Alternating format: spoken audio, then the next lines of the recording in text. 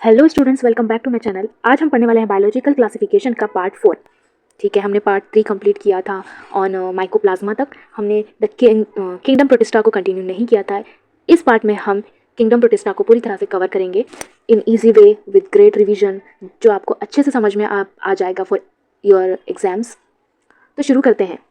तो स्टूडेंट्स शुरू करते हैं मिस्टर किंगडम प्रोटिस्टा से। जैसे कि आपको पहले ही पता है, किंगडम मोनेरा के बाद आता है किंगडम प्रोटिस्टा। हमने पूरे अच्छे से किंगडम मोनेरा को कवर किया था। अब हम इसको अच्छे से इजीली समझते हैं किंगडम प्रोटिस्टा के बारे में। ठीक है, तो किंगडम प्रोटिस्टा क्या होते हैं? ओके, तो पहला पॉइंट है all single eukaryotic organisms are present in Protista. पहली बात तो मैंने इससे पहले भी एक वीडियो में आपको बताया था, जब भी आपको कोई टॉपिक इजीली समझना है तो आप उसको पॉइंट वाइज डिवाइड करना ताकि आपको इजीली समझ में आ सके। तो मैं शुरू करती हूँ पहले पॉइंट से। All single cell eukaryotic organisms are present in. Eukaryotic organisms जो है पूरे प्रोटिस्टा में आते हैं। सिंगल सेल तो आपको पता ही है, जो सिर्फ एक ही सेल से बने होते हैं। यूकैरियोटिक मीन्स इनके पास न्यूक्लियस होता है। नेक्स्ट पॉइंट है the cells have well defined nucleus and membrane bound organelles. अब भी मैंने इससे पहले कहा ये यूकैरियोटिक होते हैं, तो ऑब्वियसली सेल्स में इनका न्यूक्लियस वेल डिफाइंड होता है और ये मेम्ब्रेन बाउंड ऑर्गेनल्स होते हैं। They are mostly in aquatic places like water. ये ज़्यादातर एक्वेटिक प्लेसेस पे रहते हैं जो पानी वाले होते हैं, समंदर, झरने वगैरह। स्टूडेंट्स, एक और बात, जब भी आप कोई ऑर्गेनिज्म या बैक्टीरिया के बारे में पढ़ रहे हैं तो उन बैक्टीरियाज में सिर्फ यही होता है कि वो खाते कैसे हैं, वो रहते कहाँ हैं, उनमें क्या इंपॉर्टेंट चीज़ है, उनका रिप्रोडक्शन कैसा है। हमें सिर्फ इतना ही उनके बारे में मालूम होना चाहिए, हम उसे और ब्रीफली नहीं पढ़ते।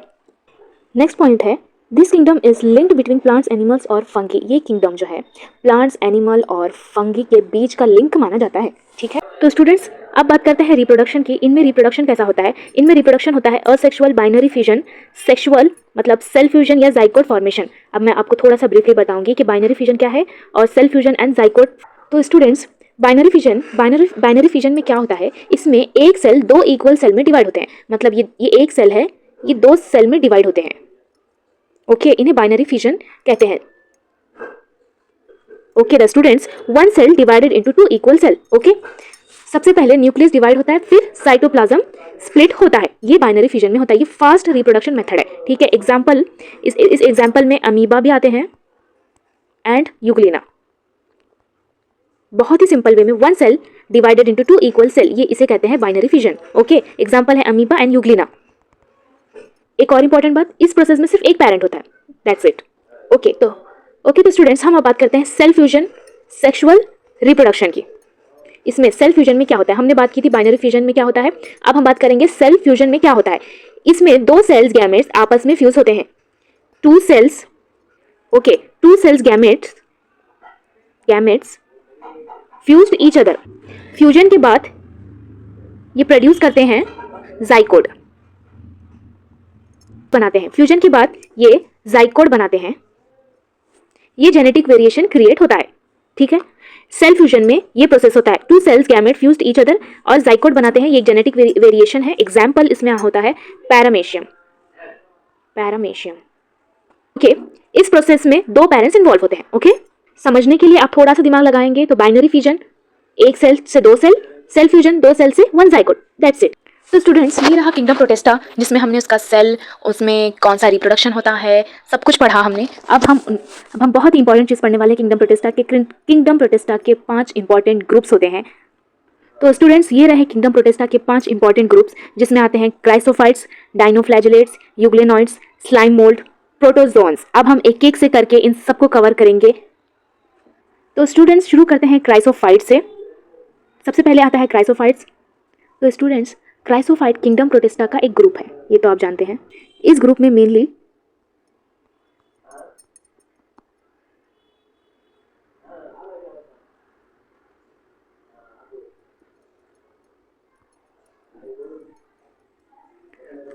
डाइटम्स और गोल्डन एल्गाए आते। They are live in both fresh water और मराइन वाटर। ये बोथ फ्रेश वाटर और मराइन वाटर में रहते हैं। तो students, they are mostly photosynthetic. अब देखिए, क्राइसोफाइट्स में जो है ज़्यादातर डाइटम्स और गोल्डन एल्गाए होते हैं। ठीक है, ये रहते, अब इसके बाद सवाल उठता है ये रहते कहाँ हैं? ये रहते हैं फ्रेश वाटर और मराइन वाटर में। ओके, अब इसके बाद सवाल आता है कि खाते कैसे हैं? अभी खाते कैसे हैं? दे आर मोस्टली फोटोसिंथेटिक, मतलब ये अपना खाना खुद बनाते हैं सनलाइट से। ओके, तो स्टूडेंट नेक्स्ट पॉइंट है they are microscopic and float in water like plankton. ठीक है, ये माइक्रोस्कोपिक होते हैं। ऑब्वियसली ये माइक्रोस्कोपिक होते हैं, जब ये सिंगल सेल ऑर्गेनिज्म है तो ये दिखते ही नहीं, तो माइक्रोस्कोप से ही इन्हें देखना होगा। Okay, and float in water like plankton. अब ये प्लैंकटन क्या है? तो स्टूडेंट्स, प्लैंकटन जो है वो एक छोटे छोटे ऑर्गेनिजम्स होते हैं जो पानी में, समुद्र और नदी तालाब में फ्लोट करते हैं। ओके, वाटर करंट के साथ बनते रहते हैं। ये खुद एक्टिवली स्विम नहीं कर पाते, ये बहुत कम करते हैं। ठीक है, तो ये ऑर्गेनिजम्स क्राइसोफाइट्स प्लैंकटन की तरह फ्लूट करते हैं। कहीं आप ये समझेंगे कि ये प्लैंकटन है, नहीं, ये प्लैंकटन नहीं है, ये प्लैंकटन की तरह वाटर में फ्लूट करते हैं, उनकी तरह तैरते हैं। जैसे कि मैंने शुरू में कहा था इनका एग्जांपल आएगा डाइटम्स, तो डाइटम्स उस एग्जांपल के हिसाब से फिर मैं आपको बताऊंगी। ओके, तो इनका एग्जांपल था डाइटम्स। डाइटम्स कैसे होते हैं? मतलब सेल वॉल इनकी सिलिका से बनी होती है और डेड सेल वॉल जमा होकर जो है डाइटमीशियस अर्थ बनाती है। ओके, ओशियंस में ये बहुत ही इंपॉर्टेंट प्रोड्यूसर्स होते हैं। तो स्टूडेंट्स ये रही डाइनोफ्लैजिलेट्स की फिगर। आप देख सकते हैं डाइनोफ्लैजिलेट्स, एपिकल पोर, ट्रांसफर, ड्यूलिपोडियम, सेलुलस प्लेट्स, गिडल और सिंगुलम, ट्राइकोसिस्पोर्स, लॉन्जिट्यूडिनल, डोलिपोडियम। इतना कुछ आपको पढ़ना नहीं है, बस मैं आपको समझ में आए इसलिए बता रही हूँ। ये डाइनोफ्लैजिलेट की फिगर है। सबसे पहले मैं आपको उसका नेम से कुछ इंट्रोड्यूस कराना चाहती हूँ। डाइनोफ्लैजिलेट मतलब 2 फ्लैजिला होते हैं इनके अंदर मूवमेंट के लिए। जब ये एक जगह से दूसरी जगह जाते हैं तो फ्लैजिला होता है, तो ये 2 फ्लैजिला वाले होते हैं, इसलिए इन्हें डाइनोफ्लैजिलेट भी कहते हैं। ओके, तो स्टूडेंट्स, डाइनोफ्लैजिलेट किंगडम प्रोटिस्टा से आते हैं। ओके, आपको तो ये समझ में आ ही गया होगा कि ये एक किंगडम प्रोटिस्टा का ग्रुप है। ये मोस्टली मराइन ऑर्गेनिजम्स होते हैं। Okay, they are mostly marine organism, मतलब ये ज़्यादातर नहीं, ये मोस्टली ऑर्गेनिजम्स जो है मराइन होते हैं, मतलब पानी के होते हैं। ये पानी में ही रहते हैं, समंदर में ही रहते हैं। ठीक है, अभी कहाँ रहते हैं ये पता चल गया। अब ये खाते कैसे हैं? Okay, they are usually photosynthetic. ये फोटोसिंथेटिक होते हैं, मतलब ये अपना खाना खुद बनाते हैं सनलाइट के जरिए। ठीक है, okay, next point is the cell wall has stiff cellulose plates. अब आप बोलोगे कि स्टिफ सेलुलोज प्लेट्स क्या होते हैं, तो मैं आपको बताती हूँ। Stiff cellulose plates hard covering होती है, कवरिंग। ओके, ये एक तरह की कवरिंग होती है जो ऑर्गेनिज्म की सेल वॉल के बाहर प्रेजेंट होती है। सेल वॉल के बाहर स्टिफ सेलुलोज की कवरिंग होती है। ठीक है, ये सेलुलोज से बनी होती है, सेल वॉल को प्रोटेक्शन और शेप देती है। प्लेट एक आर्मर कवच की तरह काम करती है। ठीक है, इतना आपको समझ में आएगा। स्टिफ सेलुलोज प्लेट ये सेल वॉल से सेलुलोज से बनी होती है, बाहर की कवरिंग होती है। एक और पॉइंट, ये स्पेशली डाइनोफ्लैजिलेट्स में मिलती है जहां आउटर सरफेस पर ये प्लेट अरेंज्ड होती है। ओके, इसका एग्जांपल भी है एक गोनालेक्स। ओके, तो स्टूडेंट्स, दे हैव 2 फ्लैजिला, जो मैंने शुरुआत में ही बताया था कि डाइनोफ्लैजिलेट मतलब 2 फ्लैजिला वाला bacteria. They have 2 flagella, one is longitudinal, एक लॉन्जिट्यूडिनल है, एंड अनदर इज ट्रांसवर्स, जो दूसरा वाला है वो ट्रांसवर्स है। हेल्प्स इन मूवमेंट, जो हेल्प के लिए एक जगह से दूसरी जगह जाने में हेल्प कर। ओके, अब आपको अगर नहीं समझ में आ रहा तो फिर से मैं समझाऊंगी। लॉन्जिट्यूडिनल और ट्रांसफर, मतलब एक वाला लॉन्जिट्यूडिनल है, दूसरा वाला ट्रांसवर्स है। लॉन्जिट्यूडिनल मतलब लेंथ वाइज डायरेक्शन में होता है, मतलब अब ये अगर बॉडी है तो उसके ऊपर से नीचे तक एक फ्लैजिला होता है। ठीक है, और ट्रांसफर मतलब अक्रॉस डायरेक्शन में होता है, मतलब बॉडी के साइड से साइड, चौड़ाई में, विड्थ में, जिसे हम बोल सकते हैं लंबाई के साथ एक, चौड़ाई के साथ एक, जो मूवमेंट के लिए हेल्प कर। Okay, the next point is they look like green, yellow, brown, red due to different pigment. अलग अलग पिगमेंट की वजह से ये हमेशा कभी ग्रीन दिखते हैं, कभी येलो, ब्राउन, रेड दिखते हैं। ओके, जैसे कि मैं एक एग्जांपल में आपको बताऊंगी। गोनियालक्स इनका एक एग्जांपल है। तो इन बैक्टीरियाज में क्या होता है, रैपिड मल्टीप्लिकेशन से जो है, रैपिड मल्टीप्लिकेशन से करके ये रेड टाइड कॉज करते हैं, जो फिशेस को हार्म करता है।